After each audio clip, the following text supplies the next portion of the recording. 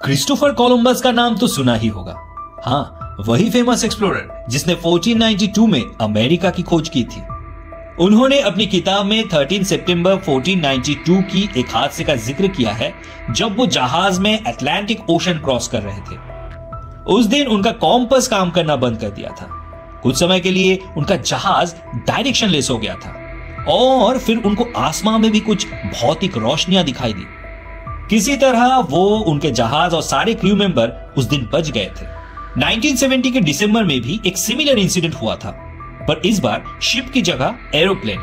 America की Florida की businessman Bruce गार्नन, जो एक अच्छे पायलट भी थे, वो अपनी खुद की बीचक्राफ्ट बोनांजा A36 प्लेन लेके अपने पिता और बिजनेस पार्टनर के साथ अटलांटिक ओशन की उसी हिस्से से जा रहे थे, बहामास से फ्लोरिडा की तरफ। अचानक से घने काले बादल उनके प्लेन को घेर लिया।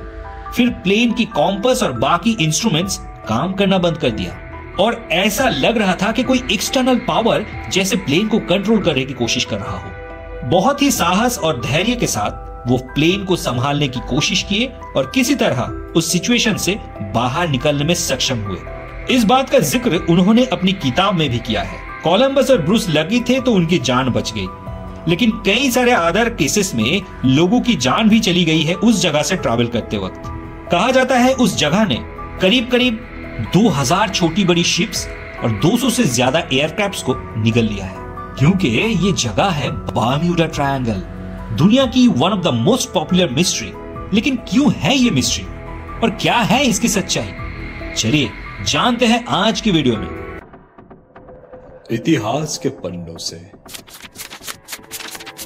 सबसे पहले जानते हैं कि बर्म्यूडा ट्रायंगल के बारे में पता कैसे चली और बातें कैसे फैली। बर्म्यूडा ट्रायंगल एक्चुअली किसी जगह का नाम नहीं है। रेगुलर पेपर या डिजिटल वर्ल्ड मैप में ये जगह कहीं पे भी नहीं दिखेगी, क्योंकि अटलांटिक ओशन या वर्ल्ड मैप में इस जगह की कोई ऑफिशियल रिकॉग्निशन ही नहीं है और ना ही 1950s के पहले कभी भी इस नाम की कोई जिक्र हुआ।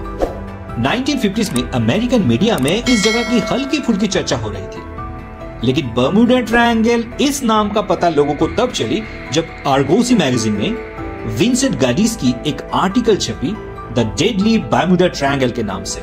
इस आर्टिकल में बोला गया था कि अमेरिका की फ्लोरिडा के पास एक ऐसी एरिया है जिसका शेप एक ट्रायंगल की तरह है, जिसकी 3 पॉइंट्स दरअसल 3 जगह को आइडेंटिफाई करती है, बर्म्यूडा आइलैंड, फ्लोरिडा और पुर्तो रिको।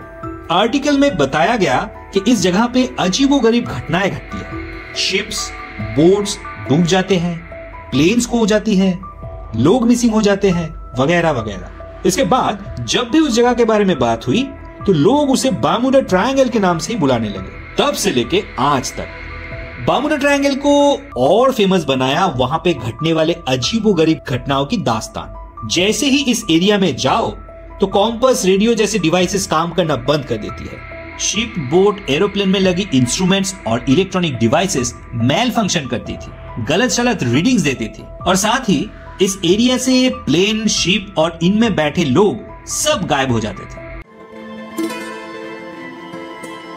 29 नवंबर 1925 को एक कार्गो शिप जिसका नाम था एसएस कोटोपैक्सी, वो अमेरिका से क्यूबा जा रही थी कोयला लेके।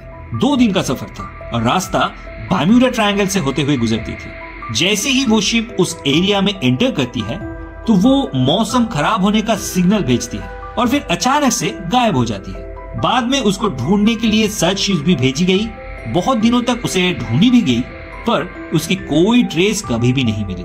1948 में एक पैसेंजर प्लेन 32 पैसेंजर्स को लेके पुर्तो रिको से फ्लोरिडा की मियामी जा रही थी और रास्ते में ठीक उसी जगह वो प्लेन 32 लोगों के साथ अचानक गायब हो जाती है, जिस जगह पे एसएस कोटोपैक्सी भी गायब हो गया था। सिमिलर इंसिडेंट्स हुई थी 1945 की 5 दिसंबर को, जब 5 फाइटर प्लेन्स की एक ग्रुप फ्लोरिडा की हवाई अड्डे से रेगुलर ट्रेनिंग के लिए निकली और बर्म्यूडा ट्रायंगल के ऊपर से गुजरते वक्त अचानक हवा में गायब हो गई। गायब होने से पहले तक उस फाइटर ग्रुप से, खासकर उस ग्रुप का जो कमांडर थे लेफ्टिनेंट चार्ल्स टायलर, उनसे फ्लोरिडा एयरफोर्स बेस की जो कांटेक्ट हो रही थी उससे पता चलता है कि साफ आसमान में अचानक से घने बादल छा गए, मौसम बहुत ज्यादा बिगड़ गया और हवाई जहाज के पुर्जे काम करना बंद कर दिए। इसके बाद बेस से भी संपर्क टूट गया और फिर उन 5 फाइटर प्लेन से बेस की संपर्क नहीं हो पाई और वो लोग हमेशा हमेशा के लिए बर्मुडा ट्रायंगल के रहस्यों में खो गए। फ्लोरिडा के ब्रूस गार्नन, जिनके बारे में वीडियो के शुरू में बात की थी, उनका एक्सपीरियंस भी कुछ ऐसा ही रहा। ब्रूस अपनी खुद के प्लेन को चलाते हुए regularly Bahamas to Florida travel करते थे और इस सफर में किसी एक तरफ की जर्नी कंप्लीट करने के लिए उनको करीब 1.5 घंटा लगता था। लेकिन 1970 के 4 दिसंबर के दिन जब वो बर्मुडा ट्रायंगल की लगभग 10,000 फीट की ऊंचाई से उड़ रहे थे तो मौसम बहुत सुहाना था, लेकिन अचानक से बदल गया। काले घने बादल छा गए और बहुत जोर की बारिश शुरू हो गई। बादल इतना काला और घना हो गया था कि सनलाइट की एक छोटी सी रे भी उसके अंदर नहीं आ रही थी। सामने कुछ भी नहीं दिख रहा था और अचानक से प्लेन के अंदर के सारे इंस्ट्रूमेंट्स मैल फंक्शन करने लगे। प्लेन जैसे आउट ऑफ कंट्रोल हो रहा था और ब्रूस को ऐसा लग रहा था कि बाहर की कोई सुपरनेचुरल पावर उनके प्लेन को कंट्रोल करने की कोशिश कर रहा है। और ऐसे सिचुएशन में ग्राउंड से भी प्लेन का संपर्क टूट गया था, लेकिन बिना हिम्मत हारे ब्रूस डटे रहे, प्लेन का कंट्रोल अपने हाथ में रखने की और प्लेन को आगे ले जाने की कोशिश करते रहे। ऐसे कुछ देर चली और फिर धीरे धीरे बादल घटने लगे। ग्राउंड टीम से भी संपर्क हुई और फिर आया चौंकने की बारी, क्योंकि प्लेन फ्लोरिडा पहुंच चुकी थी और वो भी सिर्फ 45 मिनट के अंदर, यानी आधे से भी कम समय में उस दिन ब्रूस ने अपना जर्नी कंप्लीट की थी, जो प्रैक्टिकली इम्पॉसिबल था। प्लेन को शुरू से आखिरी तक अगर फुल स्पीड में भगाया जाता तब भी। लेकिन ना सिर्फ ये पॉसिबल हुआ, बल्कि प्लेन के फ्यूल टैंक को देखा तो और चौंक गए, क्योंकि इस 45 मिनट के सफर में फ्यूल ऑलमोस्ट ना के बराबर खर्च हुई। इस पूरे घटना की हूबहू बयां किया है ब्रूस ने अपनी किताब में। क्रिस्टोफर कोलंबस हालांकि ब्रूस से करीब 500 साल पहले बर्मुडा ट्रायंगल वाली घटना को एक्सपीरियंस किए थे, पर दोनों का एक्सपीरियंस लगभग सेम ही था। वही इंस्ट्रूमेंट्स की मैल फंक्शनिंग, वही मौसम का अचानक बिगड़ जाना। लेकिन कोलंबस ने अपनी किताब में एक चीज और मेंशन किया था। उनको उस समय आकाश में कुछ अजीब तरह के लाइट्स एक अद्भुत पैटर्न में दिखाई दिए थे। ऐसे बहुत सी कहानियां होंगे बर्मुडा ट्रायंगल के बारे में। अब क्योंकि लोगों को मिस्ट्री अच्छी लगती है और अमेरिका में ऐसी मिस्ट्रियस कहानियां काफी ज्यादा प्रचलित है, तो बर्मुडा ट्रायंगल की कहानियां भी बहुत पॉपुलर हुई और साथ ही में पॉपुलर होने लगी इन घटनाओं को जस्टिफाई करता हुआ अलग अलग तरह के मिस्ट्रियस थियरीज। एक पॉपुलर थियरी बोलती है कि बर्मुडा ट्रायंगल के नीचे एंशिएंट सिटी अटलांटिस डूब गई और उस शहर के तीनों दिशा में लगे 3 नायाब क्रिस्टल्स, जो एक अद्भुत पावर जनरेट करते थे पूरी शहर को एनर्जी सप्लाई करने के लिए, वो क्रिस्टल पानी के नीचे भी एक्टिव है और उन्हीं क्रिस्टल से जनरेट हो रही एनर्जी सारे हादसों की जड़ है।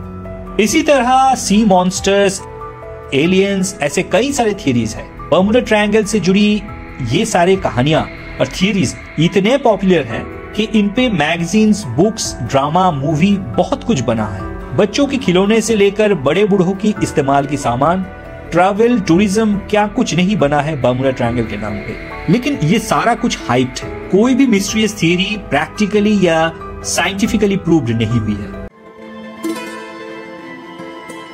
लेकिन असलियत तो ये है कि एक मामूली गूगल सर्च भी ये बता देता है कि वर्ल्ड के टॉप 10 या टॉप 12 डेंजरस प्लेसेस में बर्मुडा ट्रायंगल का नाम नहीं है। इनफैक्ट वर्ल्ड की किसी भी कंट्री या ऑर्गेनाइजेशन ने इतना भी बॉदर नहीं किया कि मैप पे कहीं पे बर्मुडा ट्रायंगल को दिखा दे। यूएस ने भी तो इस टर्मिनोलॉजी को ही नहीं मानती, बल्कि बर्मुडा ट्रायंगल की जो विकिपीडिया डेफिनेशन है उसमें इसको एक अर्बन लेजेंड या काल्पनिक किस्से माना गया है। इस एरिया में हुए प्लेन या शिप की कैजुअलिटीज का आंकड़ा भी परसेंटेज के हिसाब से दुनिया की कई अन्य जगहों से, जैसे जापान की ड्रैगन्स ट्रायंगल से काफी ज्यादा कम है। और फिर इस जगह से जुड़ी कॉम्पस खराब होने की जो एलिगेशंस है उसकी भी साइंटिफिक एक्सप्लेनेशन है। दरअसल अर्थ के 2 पोल सिस्टम है, एक मैग्नेटिक पोल सिस्टम और दूसरा ज्योग्राफिक पोल सिस्टम। जब भी कॉम्पस से नॉर्थ की डायरेक्शन चेक किया जाता है तो वो अर्थ के मैग्नेटिक पोल सिस्टम वाली नॉर्थ पोल को दिखाती है और ज्योग्राफिक पोल सिस्टम अर्थ की एक्सिस रोटेशन पे बेस्ड है।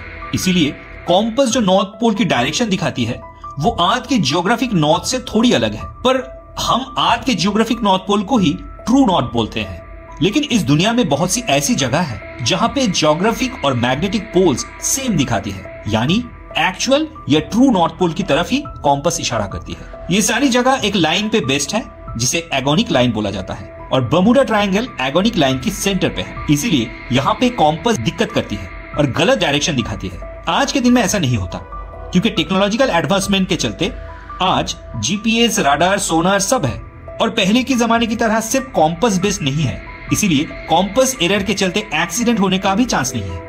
और यही कारण है कि आज के जमाने में बर्मुडा ट्रायंगल में कोई हादसा नहीं होता। एक और साइंटिफिक रिसर्च ने प्रूव किया है कि बर्मुडा ट्रायंगल का जो एरिया है वहां पे मीथेन हाइड्रेट्स फील्ड भी है, और जब मीथेन इरप्शन होती है तो पानी से मिलके वो बड़े बड़े बबल्स बनाते हैं जो पानी की डेंसिटी कम कर देती है। और एक खास डेंसिटी के लिए बनी शिप्स जब लो डेंसिटी वाले पानी में फ्लोट नहीं कर पाते तो उस बबल के चलते डूब जाते हैं। इसके अलावा इस एरिया में तूफान बहुत आते हैं, जैसे हैरिकेन्स, और इसके वजह से भी दुर्घटनाएं घटती है। सैटेलाइट इमेजेस से बर्मुडा के ऊपर साल के ज्यादातर समय हेक्सागोनल शेप की क्लाउड्स भी दिखे गए हैं, जो काफी रेयर है लेकिन खतरनाक है और एयरक्राफ्ट के ऊपर जोर से प्रहार कर सकते हैं, जिससे दुर्घटना हो सकती है। अब मॉडर्न टेक्नोलॉजी के चलते आज की शिप्स और एयरक्राफ्ट ये सारा कुछ पहले से ही आइडेंटिफाई करके एक्सीडेंट्स अवॉइड करते हैं, पर पहले के जमाने में वो सुविधा नहीं थी, इसीलिए फ्रीक्वेंट एक्सीडेंट होती रहती थी, जो आज नहीं होते हैं। तो ये थी बर्मुडा ट्रायंगल की सच्चाई। आशा करते हैं आपको अच्छी लगी है। वीडियो अगर अच्छी लगी तो इसे लाइक और शेयर जरूर करें। ऐसी ही हिस्टोरिकल और मिस्ट्रियस वीडियो अगर आपको पसंद है तो स्क्रीन पे दिख रही ये वाला वीडियो आप जरूर देखिए। चैनल को अगर सब्सक्राइब नहीं किए हैं तो अभी सब्सक्राइब कर लीजिए और बेल आइकन को भी दबा दीजिए, ताकि नेक्स्ट वीडियो की नोटिफिकेशन आपको मिल जाए। चलिए मिलते हैं अगली वीडियो में, तब तक के लिए स्वस्थ रहिए, सुखी रहिए।